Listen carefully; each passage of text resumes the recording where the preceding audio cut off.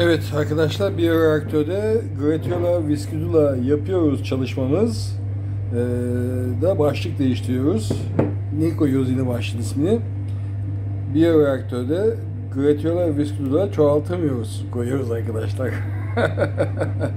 Çünkü gördüğünüz gibi içerisinde acayip bir küf oluşmuş. Kültür kontamine olmuş. Şimdi yani aslında kültürün kontamin olmasını, tabii yani kültür her şekilde kontamin olabilir de her şey çok düzgün yapılmıştı. Demek ki ama medyayı herhalde ya bu kültürü aktarırken, kavanozu dökerken veyahut da bitkiyi kültürün içine koyarken bir şekilde mikrop kaptı. Çünkü ondan sonra gördüğünüz gibi bakın hepsi ağızları falan kapalıdır. Yani şeyler, kavanozların ağızları hep kapalı, mühürlü. Filtreleri kontrol ettim. Filtreler sağlam. Başka bir yerden içine bir şey giremeyeceğine göre demek ki ekim esnasında içine bir şey kaçtı. Şeytan kaçtı. Ve bu hale geldi. Evet, tabii bunu da bırakmayacağız. Bu çalışmayı tekrar deneyeceğiz. Ondan sonra yeni çalışmada önümüzdeki maçlara bakacağız. Bakalım ne olacak. Yani ilk yenilgide pes etseydik bu işte yapamazdık zaten. Şimdiye kadar kaç defa yenildiğimin haddi hesabı yok arkadaşlar. Bu işler öyle bir defada hemen yapıyorsunuz oluyor. Cinsinden kolay işler değil maalesef. Diğer kültürlerimizde durum iyi ama.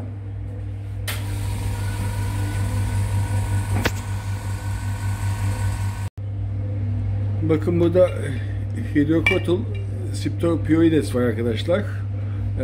Sucul bir bitki. Gördüğünüz gibi gayet güzel bir şekilde çoğalmış, büyümüş. Kültürü gayet temiz gördüğünüz gibi. Bunda bir problem yok. Şurada orkide kültürümüz var arkadaşlar. Yine biyoreaktör içerisinde. Bakın bunlar da oldukça gelişmişler.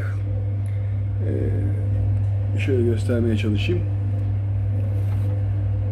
Evet. Yaprakları büyümüş hepsinin. Ama bunun sanırım medyasını artık bir değiştirmek gerekecek. Yenilemek gerekecek. Burada arkadaşlar başka bir sucul bitki var. Ama bunda da yani gözüküyor bir kontaminasyon gibi ama bitkinin durumundan, bitkinin işte iyi gelişememesinden, efendim bitkinin alt taraflarının karanlık olmasından, bunda da bir kontaminasyon olduğu anlaşılıyor. Yani bitkinin parlak, güzel bir durumu yok. Demek ki can çekişiyor, hayatta kalmaya çalışıyor sadece. Evet, bunu da yenileyeceğiz. Bunlar devam edecekler, bunda bir problem yok. Evet, arkadaşlar, Salep çalışmamızın neredeyse 1. yılına geldik arkadaşlar. Yani bir 15-20 gün sonra bu çalışmalar tam 1 yılını tamamlamış olacak. Bir önceki videoda hatırlarsanız size işte henüz yeni başlamıştı çimlenme, onu göstermiştim. Şimdi bakalım durum ne merkezde. Bakın bu Orchis corpora arkadaşlar. Gördüğünüz gibi Yamada medyası içerisinde. Efendim hepsi gayet güzel bir şekilde gelişmiş, boyatmışlar. Tabii biraz buğulu olduğu için ama şöyle zoom yapmaya çalışayım. Evet, yani yalnız çimlenme oranı yalnız düşük arkadaşlar. Yani bunun içinde belki yani epey bir tohum vardır bunun içerisinde ama şurada gördüğünüz gibi herhalde orada en fazla 50-60 tane fide oluşmuş. Aşağıda daha bir ara gelişecek olan şey gözüküyor. Oradan biraz daha bir şeyler çıkabilir. Ama ya bunun içerisindeki tohumun belki %5'i ancak çimlenmiş bitkiye dönüşmüş arkadaşlar. Ve ne kadar zaman içerisinde? 5'e 7, 2020'de ekmişiz arkadaşlar. Şu anda 6. aydayız. 2021'in 6. ayındayız. Yani 11 ay olmuş. Evet, bu da yine Orchis corpora. Bunu alt kültür almışım. Onun içinden bazılarını. Hatta bazılarını iklimlendirmeye bile aldım. Yalnız çok buğulu olduğu için pek net belli olmuyor maalesef.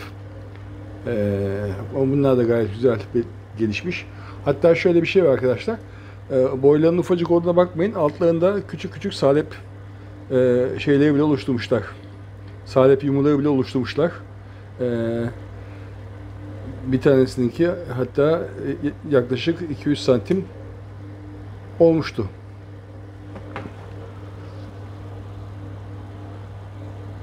Evet. Bu başka. Bu arkadaşlar bu solgun salep. Bu da gördüğünüz gibi anca çimlenmeye karar vermiş. İçinde gördüğünüz gibi bakın diğer taraflar tohum dolu. Ama onlarda herhangi bir hareket yok. Kaç tane var şimdi bunun içinde?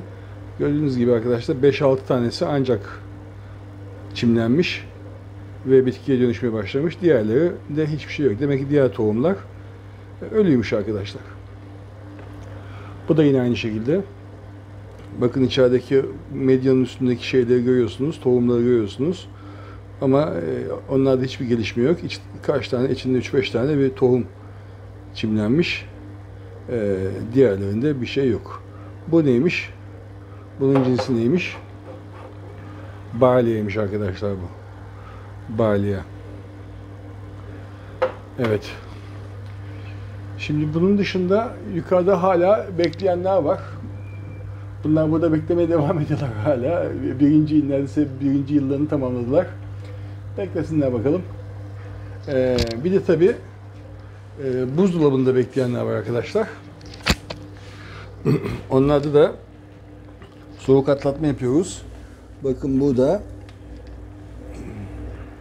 yani son gelen dostumuzun gönderdiği son romanaların hepsi hala da soğuk atlatmada. Çünkü bir önceki tecrübeden gördük gibi çok fazla çimlenmediler.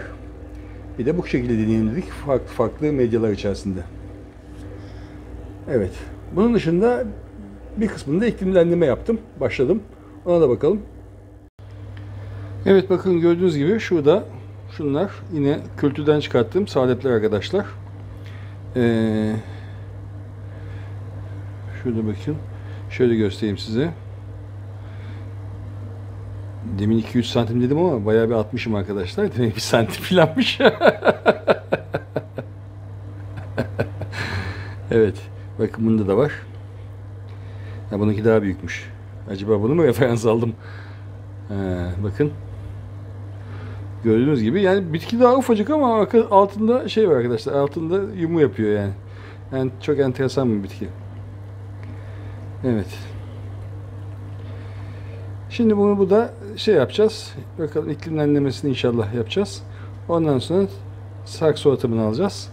Ve bunlardan da tekrar yetiştirip tohum elde etmeye çalışacağız.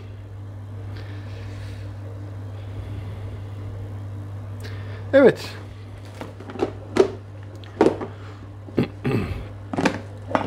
Evet bu arada burada da Phalaenopsislerimiz var arkadaşlar. Bunlar da iklimlendiriliyorlar. Gördüğünüz gibi hepsinin durumu gayet iyi.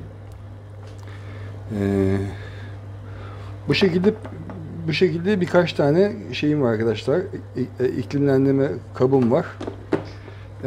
Bu da onlardan bir tanesi. Evet yani sonuç olarak sade bir şey gerçekten biraz yavaş bir iş arkadaşlar. Ama bilim uğruna denemeye ve araştırmaya devam edeceğiz.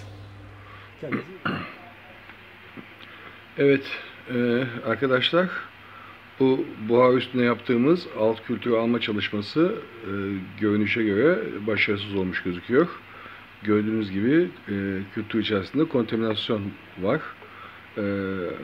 Ama biraz herhalde çalışmayı dikkatsiz yaptık.